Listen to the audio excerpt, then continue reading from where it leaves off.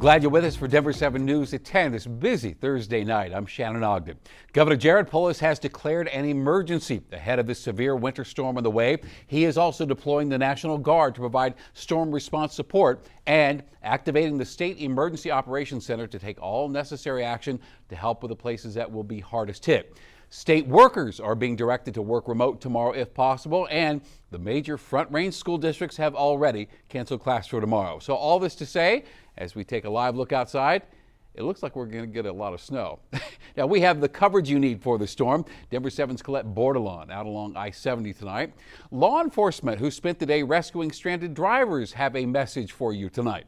And Chief Meteorologist Mike Nelson is tracking this system. And Mike, the Eastern Plains could get a historic amount of snow. This is a big one. We were talking just before the show started about the 1913 storm in December that dropped the most snow, about 45 inches in Denver. This is a similar setup. We got to Lyman, where right now the snow is not falling all that heavy, but boy, is it going to pick up. Winter storm warnings are in effect, winter weather advisories in the purple, and you can see that area of snow that is kind of pushing back in. Now, what's going to happen tonight, we may get a little burst of snow over the next couple of hours, and then it'll drop off a bit, about 1:20, 1:30 in the morning, but don't be fooled. The low pressure system coming up from the south, and it's going to move right up along the Colorado border and just spin tons of moisture back across Colorado. Some of it might be rain out near the border, but right along the Front Range, it's going to be heavy, wet snow. I'll have the latest snowfall predictions coming up in about 10 minutes. Oh, we'll see in 10 minutes, Mike. Thank you. Denver 7's Colette Bordelon continues our coverage of this winter storm. She's live along I-70. You are out near Watkins. Hi, Colette.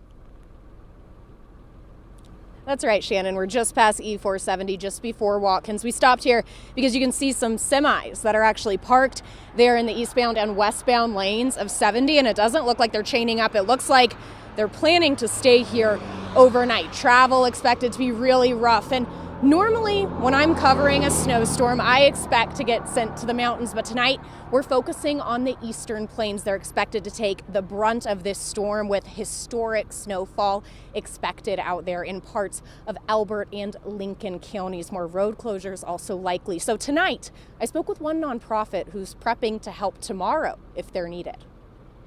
I was not expecting the first snow to stick as much as it did. As the sun sets Thursday on the Eastern Plains, Hopefully I will sleep tonight. Kimmy McBride's night is just getting started.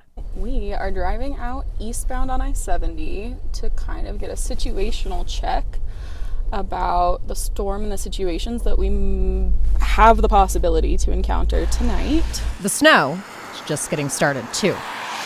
It is a little ominous, yeah. I'm thinking we will end up on a call here in the next chunk of time to talk about this. She's with Colorado 4x4 Rescue and Recovery, an all-volunteer nonprofit that specializes in helping stranded vehicles throughout the state. We will be activated as part of a county's emergency resources system should they choose or need to go down that path. So to get to be there and be that calm force and bring the panic level down is really special.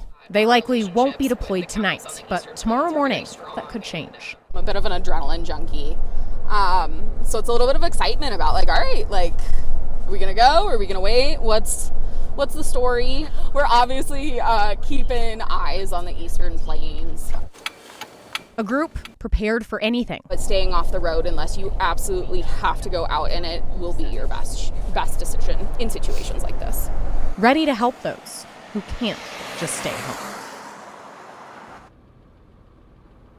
So whether Colorado 4x4 Rescue and Recovery activates tomorrow, that really depends on what it looks like when we wake up, and they'll be watching it overnight as well. It also depends on the resource needs of local leadership out on the Eastern Plains. We're live tonight along I-70. Colette Bordelon, Denver 7. All right, Colette, thank you. You and Anai, a photographer, please be safe out there. Now, east of where Colette just was there, the National Weather Service has already warned that travel tomorrow will be impossible. All right, now Lincoln County, which includes Lyman, has already seen a lot of snow. And joining us, Sergeant Ryan Irwin with the Lincoln County Sheriff's Department. Sergeant, thanks for joining us. And today, really, you spent so much of today rescuing stranded drivers out there. Yeah, there was several stranded motorists today, and as of right now at almost 9:30, my board's clear right now of all the ones we know about. We've been able to get to and get them to a safe spot. But unfortunately, with Lincoln County, we've got such a vast area. We might have several stranded motorists that are still out there that we don't have any clue about. Absolutely. And thinking with this incoming snow, I mean, there's a real possibility that you and other emergency responders can't physically get to these people.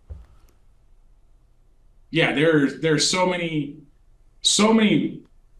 unmaintained county roads right now that, of course, our great partners with CDOT, they're doing a fantastic job keeping the interstate going. That's their main focus right now. But all the secondary roads in Lincoln County, they're impassable right now. And we've got another 20 inches of snow coming by tomorrow. Right. Or by Saturday morning. And it's scary to think what can happen. So we really urge people that if you come to a road closure sign, do not go around those barricades and do not go down unmaintained county roads. Because also, I think people, they get an idea in their head, they're just going to go for it until they can't. But even in best case scenario, I'm guessing hotel capacity is a little bit limited around there. Oh yeah, all of our hotels are full. All the shelters that have been set up are full. We do not have any more resources right now. All right, and the final thing, and I'll let you say whatever you want here. What is your message tonight to drivers? To all the drivers out there, even though the interstate is open currently, that does not mean it's safe. If you can, stay home. You do not want to be on the roads tonight. All right, Sergeant Ryan Irwin, Lincoln County Sheriff's Department, thank you for your time. Be safe and get some rest before this next round comes in tomorrow. Thank you. Really appreciate you.